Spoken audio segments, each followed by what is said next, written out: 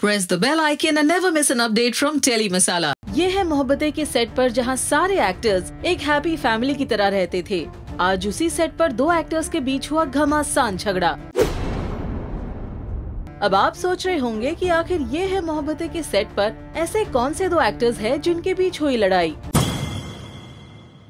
अब आप ये सुनकर हैरान रह जाएंगे कि वो दो एक्टर्स कोई और नहीं बल्कि है अदिति यानी रूही एंड रुहानिका यानी कि पीहू। दरअसल हुआ यूं कि एक सीन के दौरान अदिति और रुहानिका को एक साथ खड़े होकर शॉट देना था, लेकिन इन दोनों के हाइट डिफरेंस की वजह से सीन शूट करना डिफिकल्ट हो रहा था।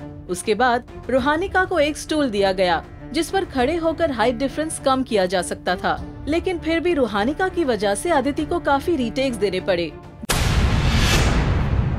जिससे तंग आकर टेक के बाद अदिति सीधा चली गई को एक्टर कृष्णा के रूम में और वहां कंप्लेन करने लगी रुहानिका के बारे में। बट अनफॉर्चुनेटली इसे सुन लिया रुहानिका ने और बता दिया अपनी मम्मी डॉली को, जो ये सुनकर काफी गुस्सा हो गई। पहले तो डॉली ने कृष्णा को काफी कुछ सुनाया और फिर वो गई अदिति के वैनिटी में और उससे कहा, this is not my dal roti like you, how dare you bitch about a child, I know my daughter will not lie to me. इतना ही नहीं, डॉली ने तो अदिति को धमकी भी दी कि आगे से अगर ऐसा हुआ तो उसका बहुत बुरा अंजाम सहना पड़ेगा। लेकिन अदिति ने इन सभी बातों को झुटलाते हुए पोस्ट की रुहानिका के साथ ये तस्वीर और साथ ही लिखा ये message, putting all the rumors to rest. So, since everyone knows I have been acting since I was a toddler and I have been a child artist for 17 years now, I completely understand what it is to perform as a child. It really needs courage to even stand in front of the camera and perform in front of so many people. And I understand that because I have been there.